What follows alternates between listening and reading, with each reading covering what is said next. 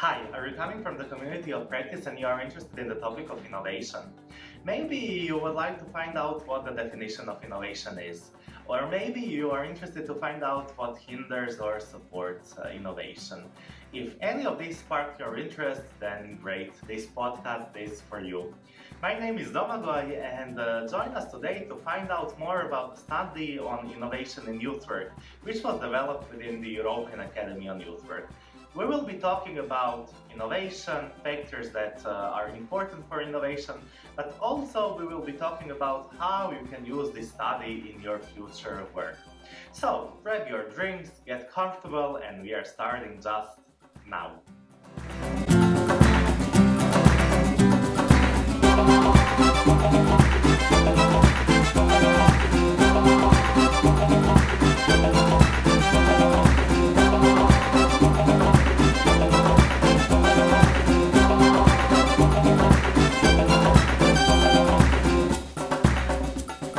It was said before, a study on innovation in youth work was developed within the European Academy on Youth Work, a platform that supports innovation in youth work and youth work policy and promotes the development of quality youth work. Because of that, today we have our three researchers, Dragan Atanasov, Federica Demicheli, and Michelangelo Belletti, who will tell us more about the topic of innovation in youth work. Welcome and thank you for joining us. So before we start with the topic of innovation and diving into the results, maybe I'm interested to hear more a bit about the contextual overview. Can you maybe tell us a bit more about the methodology of the research and selected and included participants? So I start to answer, and thank you for the question.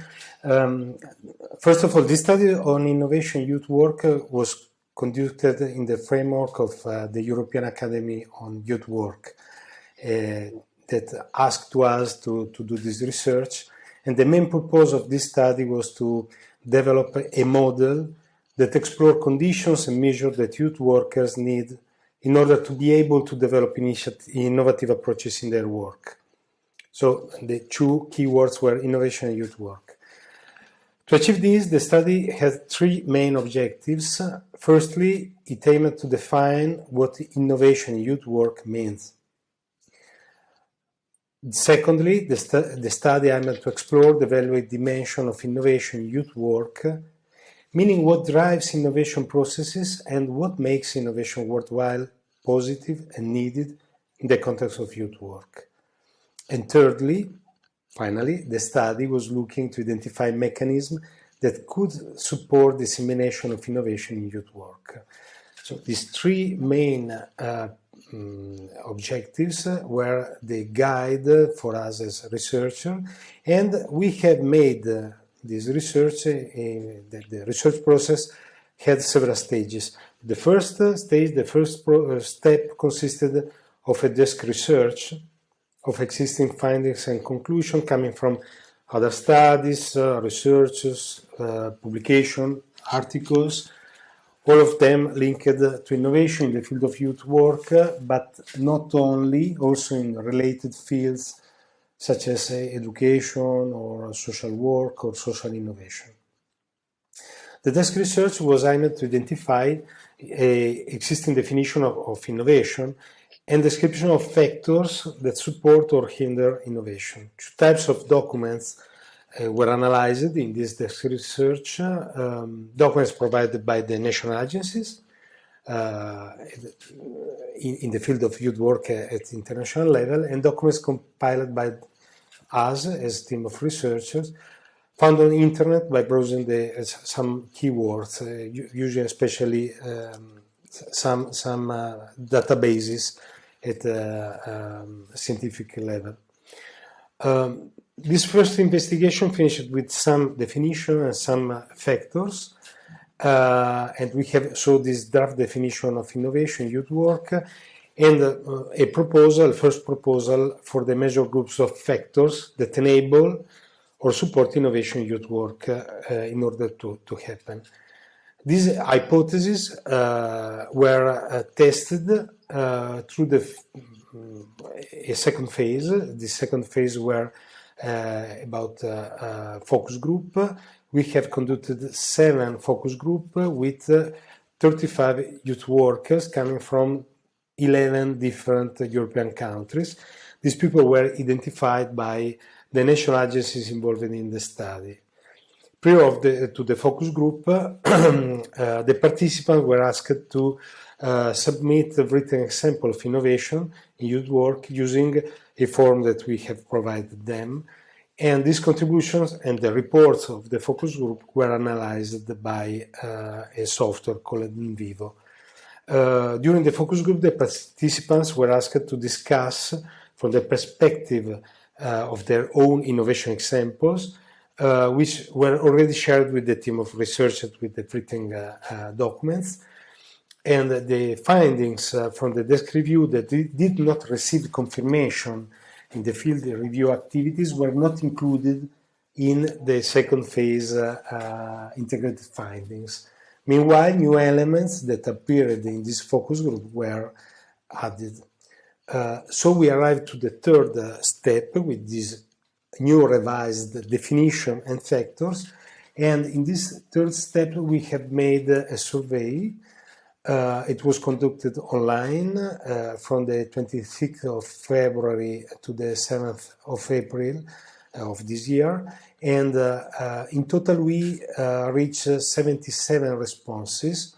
The questions were about 3 main fields.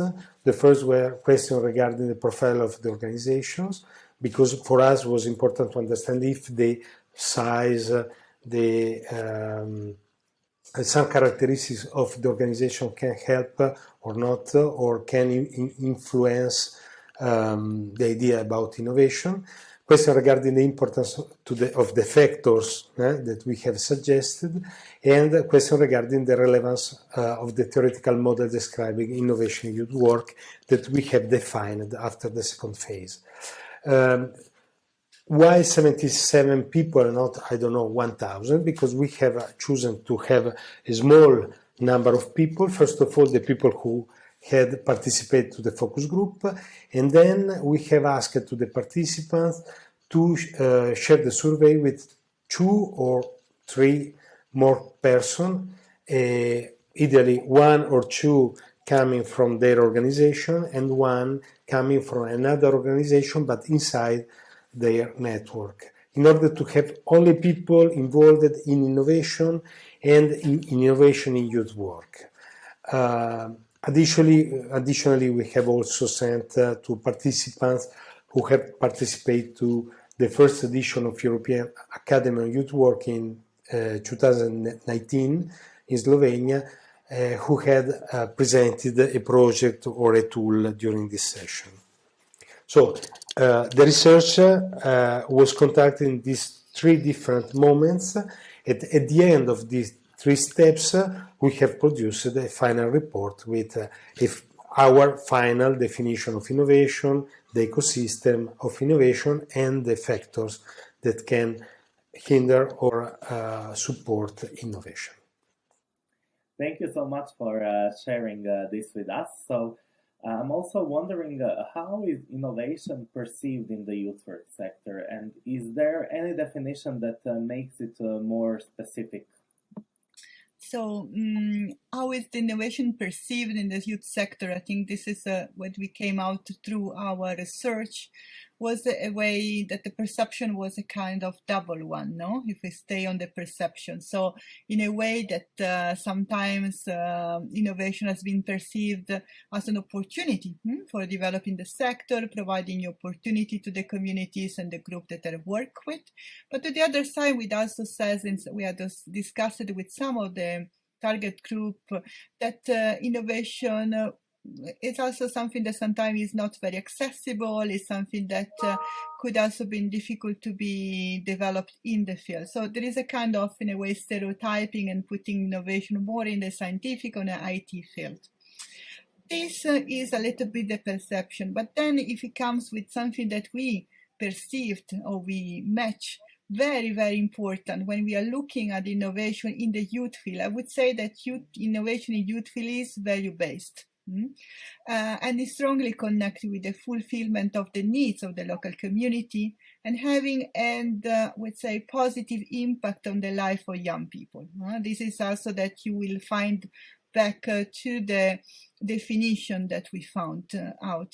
This definition has been created through all this process, bringing different influences. But what is very important and what I would strongly highlight is that innovation in youth field is value-based and should have a meaning. So innovation not for innovation. This was a big discussion that we had. But for community or local changes, for bringing a positive impact on youth. So this for me would be the main message in this sense. Thank you so much. So within the research, you introduced the innovation ecosystem. Can you explain to us what this ecosystem is? Sure. So the innovation ecosystem is a model that we developed which explains where innovation actually happens, because obviously innovation in youth work does not happen in isolation, does not happen in a vacuum in a way. It happens in a context. And then we introduced this model in which we explain that apart from the main stakeholders in the youth field, so to say youth workers, youth organizations, young people, there are also other actors that impact the process of innovation in youth work, and they could also come from other different fields. So, for example, from fields that are closely linked to youth work, such as education, social work, but then also completely different sectors, such as the IT industry, the business sector, etc. Then part of this innovation ecosystem includes also the local, national governments, donors, international organizations, different institutions, and then not just the stakeholders, but also the relations between them, because the ecosystem is not static. On the contrary, it's very dynamic. It includes a constant movement caused by the actions of different stakeholders, but then also the interactions between them. So some of those sections that we imagined happening in the ecosystem are done by some of the stakeholders individually, but then some are joint actions, and then others still influence other actors in the field. So then, to summarize, then the ecosystem, the innovation ecosystem, is made of those actors and then the relations between them and the ways in which they impact each other, and then different forces that are a result of cumulative actions of all those stakeholders are also part of it. And they are just those big forces, such as, for example, the economical conditions or social trends, which are kind of beyond the control of individual stakeholders, but they influence the overall ecosystem. And then all of that taken together, so the actions and the relations, they all create a climate that can be either less favorable or more favorable to innovation in youth work. And that's also inherent part of the ecosystem, the climate towards innovation. And then what we thought and what we imagined with this research is that for innovation to happen, that ecosystem needs to have the fertile conditions to bolster, to support creativity and to support innovation. Thank you for sharing this. Yeah, and from the research, we can see that there are two types of factors important for innovation and youth work. You call them triggers and conditions. Can you explain what they mean?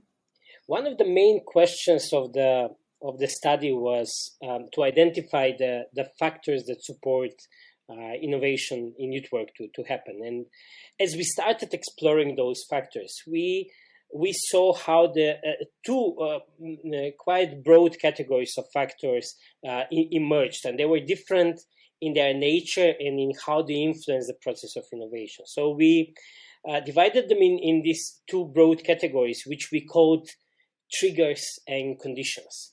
So all of them are factors that support innovation to happen, but the triggers can be seen as the factors that provide the initial push to innovation. So they, for example, they can motivate the youth worker or the organization to launch the process of innovation. They are like the catalysts in the process. They provide the energy to put the whole system, to put the whole ecosystem in motion.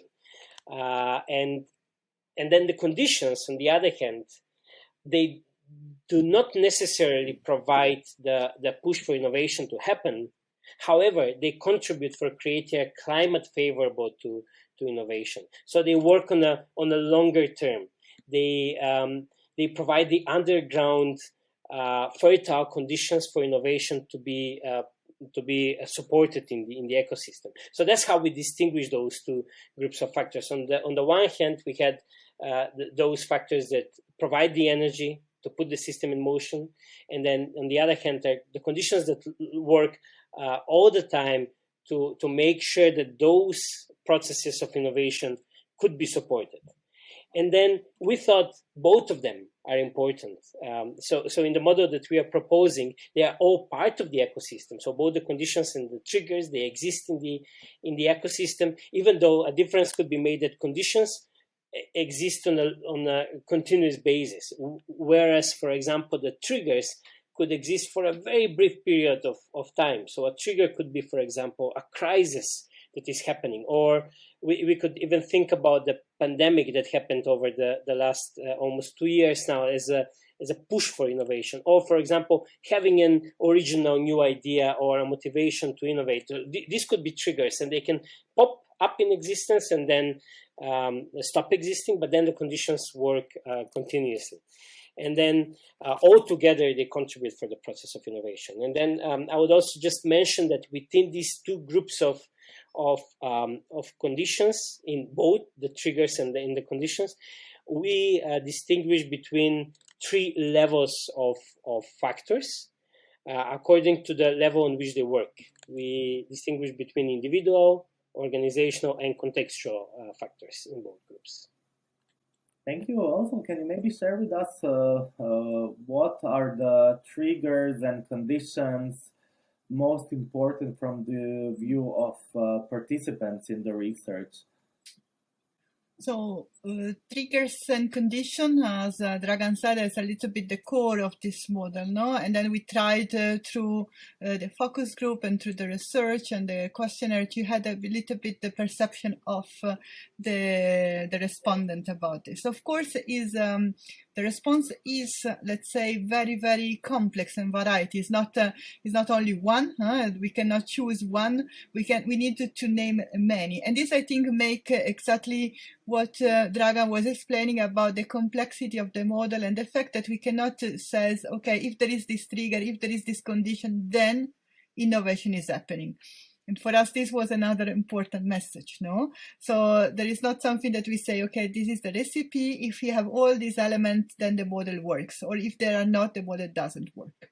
And this is very important because triggers, as Dragan said, are something temporary.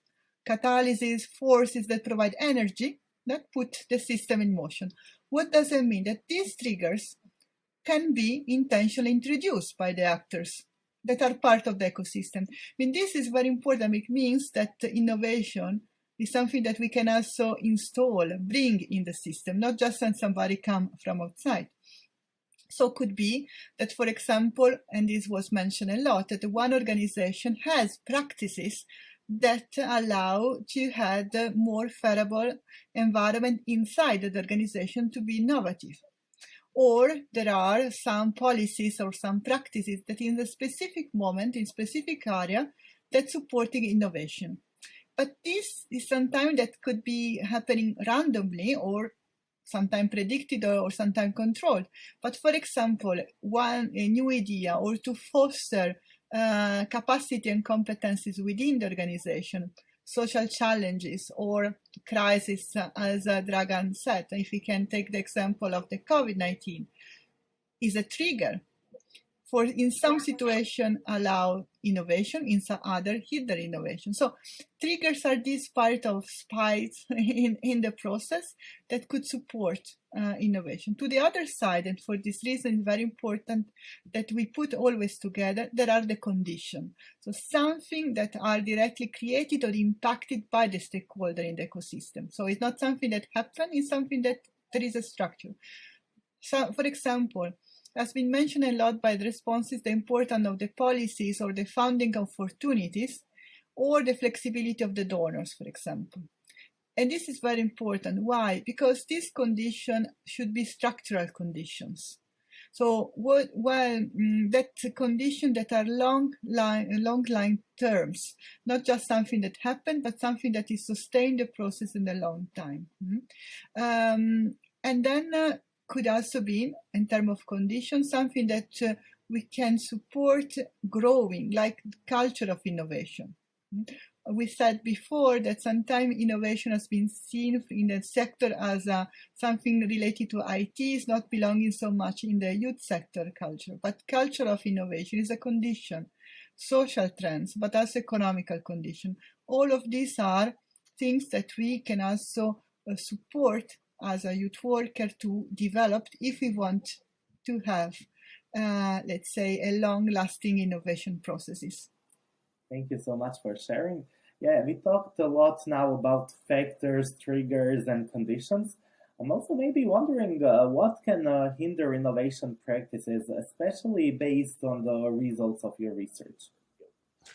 Yes, we also try, as you said, to understand which elements hinder innovation, and starting from what had emerged during the desk research and the focus group, and putting them in the survey in the third phase in order to understand what factor was more important, what less. And we have identified the following major factors that can hinder innovation. That are four of them, and the first, the most important, is the lack of stable funding. We have seen that it's true that it's possible to innovate also without stable fundings, but for sure, if the context in which the youth work try to innovate the activities are a context in which there are not stable fundings, this is a real problem, a real obstacle.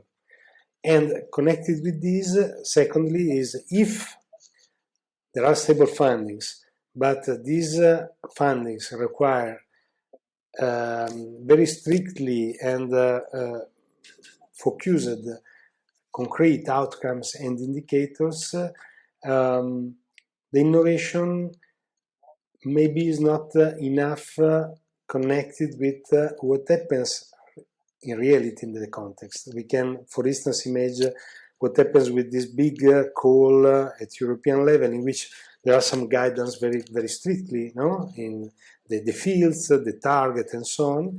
And if the youth workers are too much dependent on funds that require concrete outcomes and indicators, sometimes this can hinder innovation. Then another problem of resources is not economic, but time, the lack of time needed for innovation, because innovation needs time for for create something new, but also needs time in order to give the possibility to the innovation to develop and for the stabilization of this innovation. So sometimes it's required to have results in a time that is not enough. And the last one is about the resistance to change. That is something that we can find in the people, we can find in the organization, and if it's too high, this hinder the possibility of innovation. In this, the first three, it's evident that we are seeing some factors that are related with the wider context, in which probably youth workers are not able to yes, to try to change something, but it's important that we are aware that these three very important factors can hinder innovation. So if you are asking for innovation as public administration, European level and so on, it's important that you keep in mind this problem. Yeah, thank you so much for this. In one part of the research, you say that it's not enough just to spark innovation, but also to sustain it. Do you have maybe any recommendations on how to sustain it? Yeah, it seems very often actually in the youth field we are focused on the trigger part, on how to inspire, how to motivate innovation to happen. And our research, our study showed that this does not always depend on the stakeholders in the youth field. Sometimes these sparks of innovation, as Federica was explaining earlier, they just happen. They are completely out of our control, and they concern most of the time the individual, because we saw with our study that innovation in youth work is mainly innovator driven, which means depends on the youth worker and or the young person, usually working together, the young person and or the young people and youth workers. So then if that's enough, if these kind of triggers are enough for innovation to be started, then the question is how to sustain it. And I would say the obvious answer is to create or to keep creating a climate in the ecosystem that is supportive for innovation to be happening. But then the question is, how do you do that? How do you achieve? So how can you create a climate that is more positive, more favorable to innovation? And I would say the key is by identifying the conditions, so identifying the forces, the actions, the relations in the ecosystem that can be controlled by the stakeholders, and particularly by the stakeholders in the youth field. Because some things are for sure beyond our control, or beyond the control of individual actors, at least on a short term. So examples would include, for example, the pandemic that just happened. It was completely beyond the control of anyone. Nobody could have predicted it or stopped it, or the resistance to change that Miguel was talking about. This is part of the national culture and the way the national culture approaches innovation in general. So it's not much we can do about it on a short run, but there are things we can control, which can contribute for that climate to be created and sustained. So things like, funding mechanisms, things like policies. So this is on a contextual level. For example, what institutions can do, they can be more flexible with the funding. They can be more flexible with the outcomes that are expected. As Miguel was explaining before, this is one of the constraints for innovation, something that hinders is like really specific tied funding with particular indicators. So we can change that. We can be more flexible with the policies, with the funding, with the grants, with the types of support for organizations. Or, for example, organizations can make sure that they provide enough space, enough time for innovation, that the youth worker has the ability to experiment and then to fail, and then not to face consequences if they fail, because failure is part of the innovation process. You fail, and then you have to be provided with a safety net to assure that it's okay, and then you can try again. So all of those things can be controlled, and all of those things can support innovation to be sustained, and then to have positive, successful outcome at the end. And after we have heard all of this, I'm interested to find out how can we use this research as the community of practice in our future work. So, I start? Okay. I think I said this from my point of view of practitioner.